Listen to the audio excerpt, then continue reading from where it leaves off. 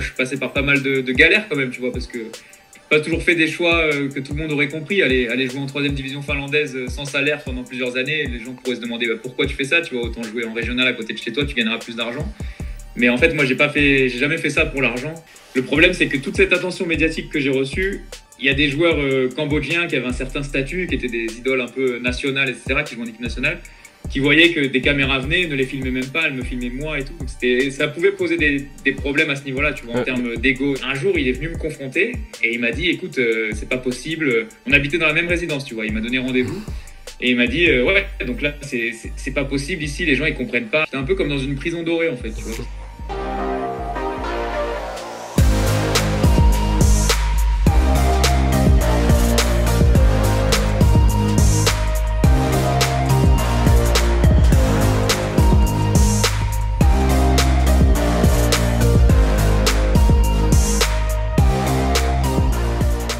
Hello tout le monde, j'espère que vous allez bien.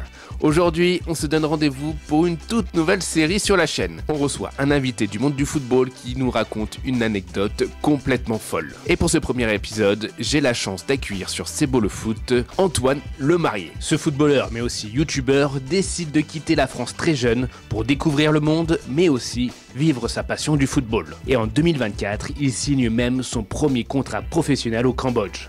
Mais tout ne se passe pas comme prévu. Il nous raconte tout ça. Pour moi, qui suit ton contenu maintenant depuis un long moment, depuis presque le début, c'est vraiment un honneur de pouvoir t'accueillir sur cette chaîne, en tout cas pour ce premier épisode. Merci, c'est un plaisir aussi pour moi d'être ici. J'avais vu ta vidéo notamment à l'époque avec le club du Père Noël à Rovaniemi, donc ça me parlait un peu avant d'aller jouer là-bas. Avant de rentrer dans cette anecdote que tu vas nous raconter aujourd'hui, on va parler un petit peu toi de ton parcours. Toi, tu as un parcours qui a commencé en 2017, il me semble, en Australie, c'est ça ?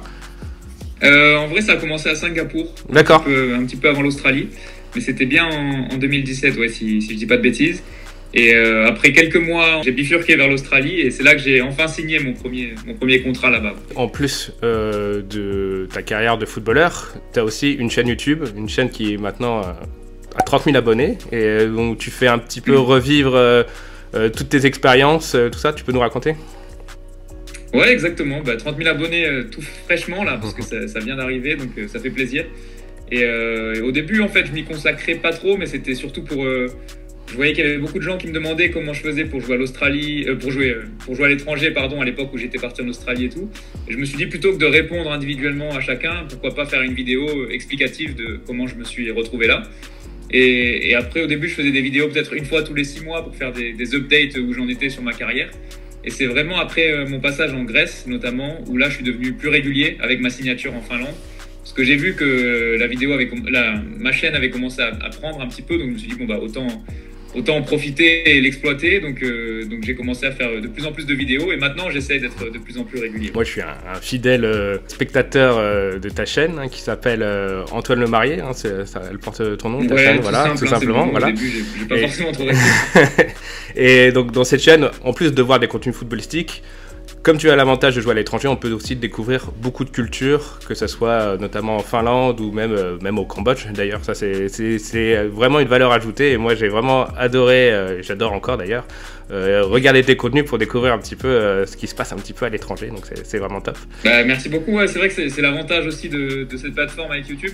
Comme c'est vraiment un football dont on n'entend jamais parler en France, que ce soit aussi bien la Finlande que le Cambodge, enfin, c'est pas la télé que tu vas en entendre parler en règle générale. Donc moi j'ai la possibilité justement de montrer un peu ce côté-là que la plupart des gens ne connaissent pas et apparemment ça en intéresse pas mal et je pense aussi qu'il y a pas mal de choses à montrer dans ce football-là qui est un peu plus méconnu que la Ligue des Champions, etc. J'essaie de montrer un petit peu mon quotidien en fait quand je suis dans ces pays. Donc il y a forcément beaucoup de foot, mais il y a aussi un peu d'à côté et quand je suis dans des pays comme ça, j'essaie toujours d'en profiter pour découvrir un peu faire le touriste aussi, tu vois, parce que par exemple le Cambodge, je savais pas si j'allais y retourner plus tard dans ma vie, donc c'était aussi l'occasion de découvrir de très belles choses comme les temples d'Angkor, je crois qu'il y a une des merveilles du monde. C'était exceptionnel, tu vois, donc c'est les avantages aussi d'être là-bas et c'est évidemment quelque chose que j'essaye de montrer à l'image. Il y a un petit peu de voyage aussi là-dedans. Tu as fait la Grèce, tu as fait donc l'Australie, on l'a dit, l'Angleterre, tu as aussi fait beaucoup la Finlande et tu as aussi en 2024 cette nouvelle étape dans ta vie avec un contrat professionnel au Cambodge. Ça démarre très bien. Ouais, non, c'était c'était mon rêve en fait qui est devenu réalité au moment où je signe ce contrat au Cambodge.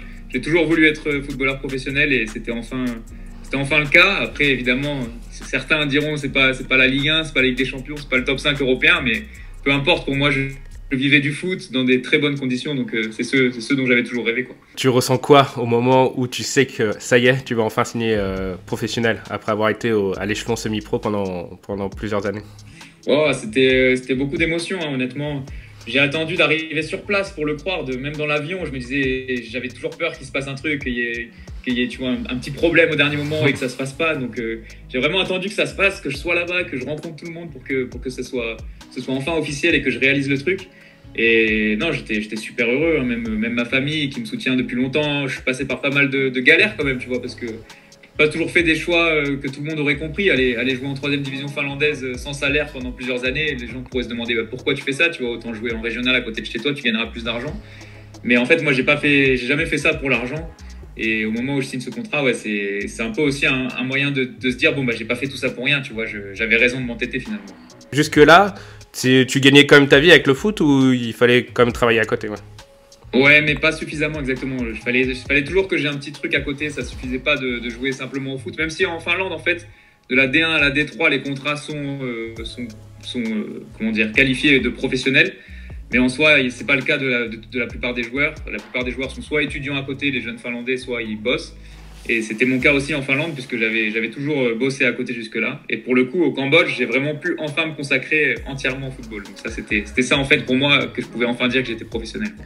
Et en plus, ça te démarre très bien là-bas, l'aventure, parce que directement, tu fais un petit peu le buzz avec Transfer Market. Là, tu peux nous raconter un petit peu tout ça?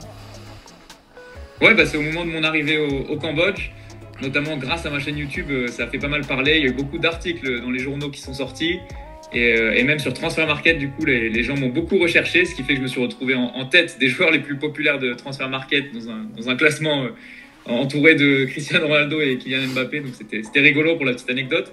Mais non, c'est vrai que c'était un buzz énorme au moment de mon arrivée. J'ai pris 10 000 abonnés, je crois, sur un mois ou un truc comme ça. Donc c'était quelque chose. Alors par contre, c'est ce qui te pose un petit peu problème quand tu arrives au Bookmet FC. Alors moi j'ai vu des reportages qui avaient été faits. Boomket, pardon, excuse-moi. Je compte sur toi, hein, pour la prononciation. C'est le cambodgien qui est pas... Je vais apprendre. Donc quand tu arrives dans ce club, j'ai vu des reportages de toi. Notamment ton entraîneur de l'époque qui disait que c'était un avantage même de cette chaîne YouTube. Voilà, je vois que t'en rigoles, c'est pas resté longtemps comme ça, j'ai l'impression.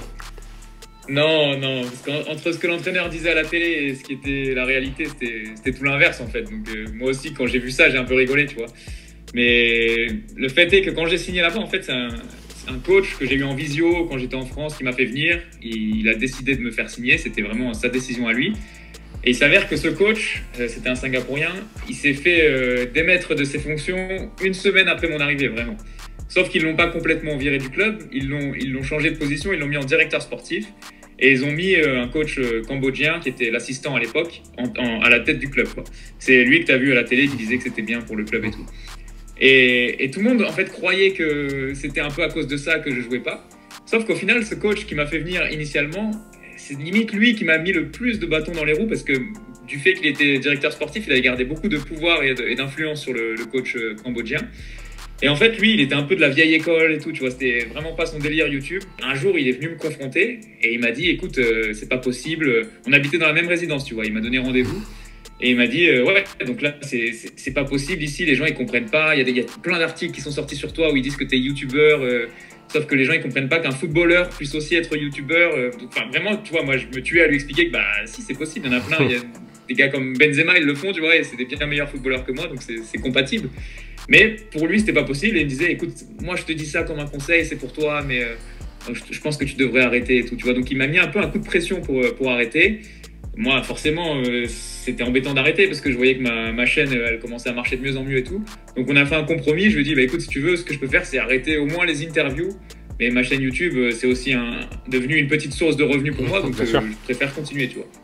Et donc, on s'est mis d'accord là-dessus. Donc, j'ai dû arrêter un peu de faire des interviews parce que c'est vrai qu'à ce moment-là, j'ai été pas mal sollicité et j'ai répondu à beaucoup d'interviews. Mais j'ai quand même continué à faire ma chaîne YouTube.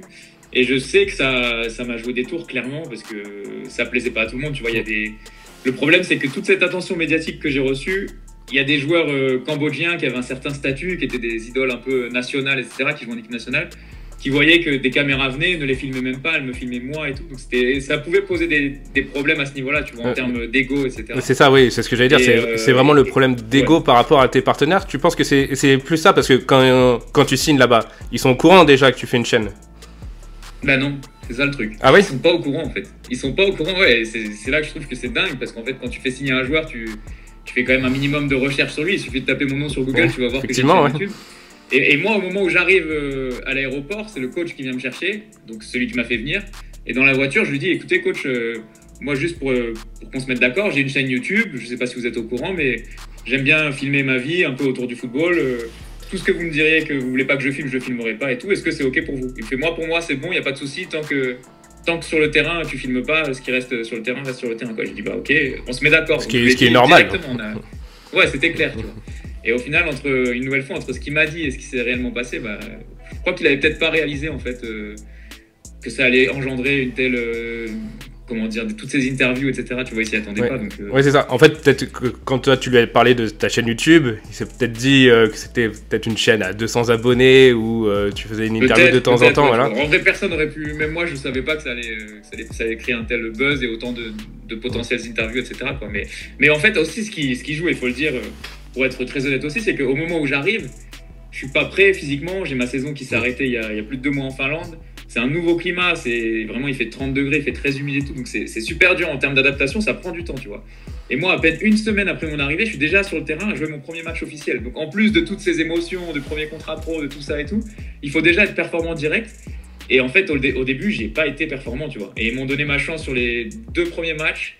Et ensuite, après ça, j'ai pas fait ce qu'il fallait. Plus toute cette médiatisation, ils se sont dit mais en fait c'est quoi cette pipe, tu vois, le mec il est là juste pour faire son buzz, alors que c'était vraiment pas mon but. Moi j'étais là pour le foot et le buzz c'était, il s'avère que ça arrivait, mais tu vois, avec du recul je me dis en fait j'aurais pu vivre la chose différemment, j'aurais peut-être fait plus attention à pas répondre à autant d'interviews et tout, et plus essayer de performer sur le terrain, même si toutes ces interviews ça m'empêchait pas de m'entraîner pour autant, tu vois, mais voilà, il y en a les deux. Et ça a coïncidé en fait avec cette image négative, et après on m'a mis à la cave pour le reste de la saison, quoi. Donc c'était très dur. Et le regard de tes coéquipiers par rapport à cette chaîne, on a discuté un petit peu avec eux? Alors j'ai discuté avec mon coéquipier Serge notamment, qui était mon meilleur ami dans l'équipe. Pour lui, il trouvait ça cool, vraiment, il aimait bien. Et après les locaux, ça c'est aussi ce que m'a expliqué mon agent qui était thaïlandais à l'époque, c'est qu'en Asie, ils ont cette mentalité où s'ils ont quelque chose de négatif à te dire, ils voudront jamais te le dire en face par question de respect d'après eux. Et du coup, ils vont jamais te dire négativement ou s'ils aiment bien ou s'ils aiment pas un truc, ils vont pas te le dire, quoi. Donc en face, il me disait, il faisait des sourires, il disait ah youtubeur et tout, mais je sais pas si en réalité ça passait tant que ça, tu vois. C'est quand même c'est inhabituel, faut bien le dire, tu vois. Et en termes de promotion pour le club, je pense, le club a gagné un petit peu en popularité grâce à tes contenus, tu sais? Alors en France, c'est sûr, en France, ouais, et puis même à l'international, puisque comme l'AFP avait fait un article, ça avait été repris dans plein de journaux mondiaux, tu vois, dans plein de pays différents. J'avais eu des screenshots d'expatriés qui m'envoyaient les articles et tout, c'était marrant. Donc ils ont pris, je pense, pas mal d'abonnés, pas mal de... Il y avait toute une partie médiatique qu'ils auraient pu exploiter, et ils ont décidé de pas du tout le faire. Pareil pour les maillots, il y a plein de gars qui m'ont demandé si je pouvais leur envoyer des maillots et tout. Et j'en ai parlé à mon club, ils ont dit oh, ça nous intéresse pas d'envoyer à l'étranger, ça vaut pas le coup et tout, tu vois. Alors qu'il y avait potentiellement il y avait une demande, quoi, pour ça, mais ils ont vraiment pas trop surfé sur cette vague-là. Et est-ce qu'avec tout ça, à un moment tu te dis j'arrête YouTube? Ouais, il y a un moment, j'avais fait une vidéo où j'avais posé la question, je crois, c'était j'arrête YouTube le titre. Et en fait, c'était pas un titre putaclic, c'était vraiment, je m'étais dit tu vois, semaine après semaine, je m'entraînais, je jouais pas les matchs, ça jouait beaucoup sur mon moral. C'était devenait de plus en plus dur de tourner des vidéos, à encore dire à chaque fois une nouvelle fois je suis pas rentré en jeu, une nouvelle fois j'ai pas joué et tout. Et je me disais en fait il y a plus grand chose à vous montrer, parce que même si, comme tu l'as dit tout à l'heure, le but c'est aussi de montrer la vie à côté dans ces pays exotiques, l'essence principale de ma chaîne ça reste le football. Et à ce moment-là, pour moi, il y avait quasiment plus de football. En fait, il y avait que les entraînements, mais il y avait plus de matchs. Et je me suis dit j'ai peut-être plus rien à vous montrer. Et finalement, il s'avère que la semaine après ça, j'ai rejoué, je suis rentré en jeu quelques minutes. Donc c'était pas grand-chose, mais c'était déjà un petit peu. Et c'est pour ça que je me suis dit finalement ça repart, quoi. Je peux pas m'arrêter, tu vois. Tu ne mets pas de caméra dans le vestiaire, tu montres pas non plus les tactiques. Donc qu'est-ce qui les gênait au bout d'un moment? Bah, écoute, ça, c'est à eux qu'il faudrait demander, en fait. Hein. Moi, personnellement, si on y réfléchit bien, pour moi, il n'y avait que des avantages, parce que globalement, le club, j'en parlais jamais négativement. Je savais que c'était mon employeur, j'allais pas... Même si j'avais beaucoup de rancune en moi, tu vois, de rancœur, pardon, j'allais pas m'afficher publiquement là-dessus. En tout cas, tant que j'étais sous contrat, je voulais pas en parler. Donc c'était dur aussi de garder ça pour soi, parce qu'en plus, il y avait plein de gens qui me posaient des questions. Donc, non, c'est clair, pour moi, ça aurait pu être gagnant-gagnant, tu vois. Ils auraient pu surfer un peu là-dessus, profiter de l'image, même me faire jouer de temps en temps, tu vois. C'est pas comme si j'allais leur couler les matchs non plus, même si au début j'ai fait des mauvais matchs. Je pense que si j'avais eu du temps de jeu et un peu de régularité, j'aurais pris en confiance et en niveau. Je pense que j'aurais pu jouer dans ce championnat sans problème, tu vois. Mais bon, non, ils en ont décidé autrement, donc écoute, c'est comme ça. Je pense que aussi c'était un club qui était très dirigé par des locaux, il n'y avait pas d'entraîneurs étrangers, etc. Alors que les clubs qui marchent fort au Cambodge, en fait, c'est ceux qui ont des staffs étrangers, tu vois, qui viennent d'Europe et tout. Et peut-être qu'ils auraient été plus ouverts à ce niveau-là si ça avait été le cas. Je sais pas. Ah oui, tu penses que dans un autre club, tu aurais pu mêler les deux sans souci? C'est possible, parce que par exemple, la Phnom Penh Crown, qui est l'un des meilleurs clubs du pays, et je sais qu'ils ont un préparateur physique français, un directeur sportif français, un coach ukrainien, et tu vois, j'aurais pu plus communiquer avec eux, on aurait pu plus échanger, parce qu'aussi ce qu'il faut dire, c'est que dans mon club, la communication était inexistante quasiment avec mon coach, qui parlait très peu anglais, et vraiment presque toute la saison, on s'est quasiment jamais parlé, tu vois, donc c'est quand même dingue. Et il y a un jour où justement je suis allé lui demander pourquoi je joue pas et tout, j'en pouvais plus, et le mec, tu sentais qu'il était pas bien d'avoir une conversation face à face, tellement ils ont pas l'habitude de ce genre de situation, quoi, donc... Ouais, non, ça c'était compliqué aussi hein, en termes de communication. J'ai pas trop eu l'occasion d'en reparler après, tu vois, et là c'est intéressant parce que j'ai pu le faire un peu dans ton interview. C'est vrai que les gens savent pas exactement pourquoi ça a pas marché là-bas, et même moi je me posais la question, tu vois, mais mentalement c'était pas facile en fait, parce que tu renvoies une image où les gens se disent bon bah ça y est, il a accompli son rêve, c'est trop bien pour lui, c'est que du bonheur. Et en fait, tu vois, ma mère elle est venue me rendre visite et elle a pu ressentir à quel point en fait, c'était dur sur place aussi, parce que t'as beau avoir tout ce dont t'as toujours rêvé, au final, le fait de pas être heureux sur le terrain, ça te bousille au quotidien, parce que je suis là-bas pour jouer au foot principalement, tu vois, donc je suis pas là pour faire le touriste. Donc ouais, et pour Ada, c'était un peu compliqué, parce que forcément, elle est un peu tributaire aussi de mes humeurs, et quand tu joues jamais, bah t'es pas forcément de bonne humeur tout le temps. Et ouais, même Ada, elle commençait à en avoir gros sur la patate envers le club. On en venait à détester mon club en fait, tu vois. Ça c'était un peu dommage, mais bon, on a quand même réussi à garder les côtés positifs et on a pu faire des beaux voyages grâce à ce club et tout. Donc c'était on va dire la contrepartie quand même. C'était pas que tout noir non plus, tu vois. Bon, on a parlé un petit peu des aspects négatifs, mais il y avait quand même eu beaucoup de positifs à ressortir de cette expérience. Ouais, bien sûr, comme on l'a dit tout à l'heure, ça reste mon premier contrat pro, c'est quelque chose que je peux cocher dans ma vie, tu vois, je l'ai fait, c'était mon rêve depuis toujours, j'étais pas sûr de l'accomplir, mais là ça a été fait. J'ai quand même découvert aussi de très beaux endroits, j'ai pu jouer dans des beaux stades, dans des belles ambiances, donc non, franchement c'était cool quand même, il y avait une bonne expérience. En fait, si jamais j'avais pu jouer et avoir ce côté football qui rentrait en jeu, moi j'aurais aimé rester là-bas même encore plusieurs années, tu vois, si ça s'était bien passé, mais malheureusement ça n'a pas été le cas, et forcément le club ne m'ayant jamais fait jouer, ils m'ont pas proposé de renouveler mon contrat, et même s'ils m'avaient proposé, si c'était dans les mêmes conditions avec le même coach et tout, j'aurais pas prolongé non plus de mon côté. Ouais, c'est vrai que moi qui ai suivi tous ces épisodes là à leur sortie, on sent qu'il y avait un petit soulagement au moment où tu dis c'est fini. Ouais, bah c'est bizarre à dire, mais j'étais un peu comme dans une prison dorée en fait, tu vois, parce que financièrement j'étais confortable, j'étais bien logé dans une belle résidence avec piscine, etc. Mais je prenais pas de plaisir en fait, c'est assez paradoxal, parce que avant en Finlande, je gagnais pas bien ma vie grâce au foot, mais pour le coup sur le terrain j'étais épanoui. Et là je gagnais enfin ma vie grâce au foot, mais sur le terrain j'étais pas du tout épanoui, donc j'avais pas trouvé ce que je cherchais en fait complètement non plus, tu vois. Et là, tu as une actu très récente avec une toute nouvelle signature, avec un retour en Finlande à la Koops Academy. Cette fois, je prononce bien ou pas? Ouais, c'est ça. À la Koops Academy. Ton finnois est meilleur que toi. C'est parce que j'ai passé des vacances en Finlande, c'est pour ça que je connais. C'est pour ça, ouais. Donc, qui est l'équipe réserve de Koops, tout simplement, qui est champion en titre de Finlande. Et donc, double champion, coupe championnat, ils ont gagné. Et donc voilà, donc ton actu, c'est ça. Tu peux nous raconter un petit peu? C'est ça, ouais, bah écoute, une nouvelle fois, c'est un soulagement, parce que justement, depuis mon aventure au Cambodge, qui s'est quand même terminée au mois de mai dernier, si je dis pas de bêtises, mai ou juin, je sais plus, ça fait presque 10 mois, 11 mois quasiment, donc ça commençait à être vraiment long. J'ai vraiment galéré. Je pensais que le fait d'avoir enfin atteint ce statut pro, ça m'aurait peut-être ouvert des portes. Finalement, pas du tout. En fait, ce qui est ressorti le plus, c'est que j'ai pas joué, donc j'ai pas pu avoir de stats, et forcément, ça m'a plombé. Et cet été, ça a été une vraie galère pour trouver un club. J'ai eu quelques pistes, mais finalement, ça l'a pas fait. Et donc j'avais tout misé en fait sur ce mercato de décembre, janvier là, en me disant bon bah ça va être le moment peut-être de repartir dans les pays nordiques. Je sais que j'ai quelques attaches là-bas, j'ai pas mal de contacts sur place, donc j'espérais vraiment venir ici et trouver quelque chose. J'étais venu à la base pour faire des essais en deuxième division, donc qui s'appelle la Ukesliga. Si tu as suivi mes vidéos, bah, tu peux voir que ça s'était plutôt bien passé, mais les deux coachs les deux coachs en fait m'avaient dit oui, mais c'est au niveau des directeurs sportifs et du budget que ça a coincé. Et à l'heure qu'il est, j'aurais pu continuer d'attendre même pour avoir une réponse, mais peut-être que j'aurais eu une réponse négative au final, donc j'ai préféré jouer un peu la sécurité. Et le fait d'avoir aussi attendu aussi longtemps et galéré autant pour trouver un club, je me suis dit bon bah là, tant que j'ai quelque chose de concret, autant le prendre, puisque je sais jamais en fait ce qui peut se passer après. Donc j'ai saisi l'occasion Coupe, et je pense que ça peut être vraiment un bon challenge pour moi, même si en soi c'est encore une fois de la 3e division comme à l'époque.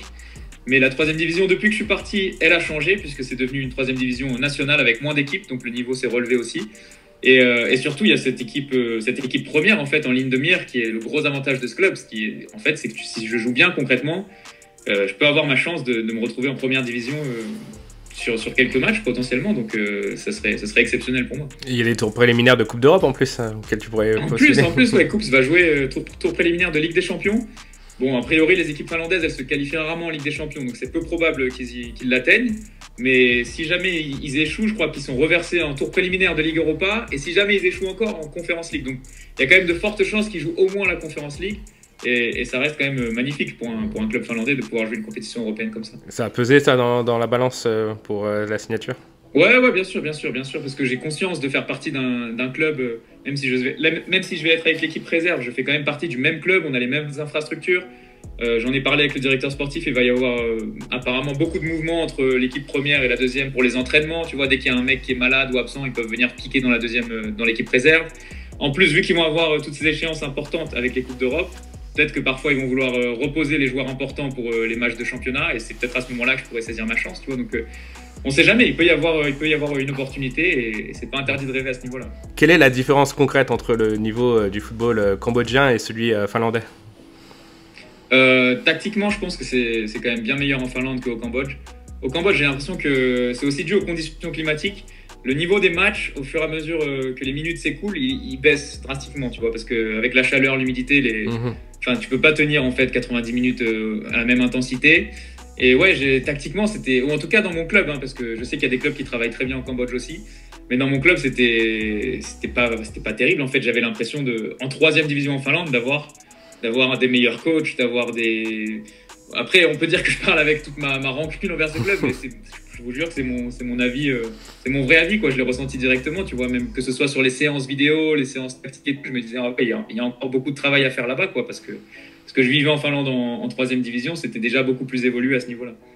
Et là, avec la Coups Academy, c'est bon, ils sont OK pour la chaîne YouTube? Écoute, ils sont complètement OK. A priori, ils sont même contents d'avoir un peu de visibilité, parce que c'est vrai que l'équipe préserve, elle est souvent dans l'ombre de l'équipe première. Donc ça va être l'occasion de pouvoir parler un peu de cette équipe aussi. Et pour le coup, au moins sur ce qu'ils m'ont dit, il n'y a pas de problème, et ils sont open pour que je puisse filmer à ma guise, évidemment toujours dans le respect du club. Bien sûr. Ça reste mon employeur. Mais a priori, non, il n'y a pas de restriction particulière. Donc tant que je performe sur le terrain, ils sont contents. Je ne me suis pas encore entraîné avec cette équipe, mais de ce que j'ai compris, c'est vraiment une équipe très très jeune. Je dirais que la plupart des joueurs entre 17 et 20 ans.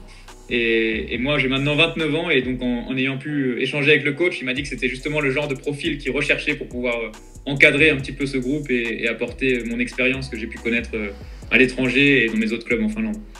Bon, en tout cas, on va suivre ça avec grande attention. Moi, j'ai hâte de voir tes premiers pas avec la Coups Academy, en attendant que... Ouais, moi aussi. C'est prévu pour quand d'ailleurs ce premier match? Tu as un petit planning en tête? Le championnat reprend au mois d'avril, donc dans un mois.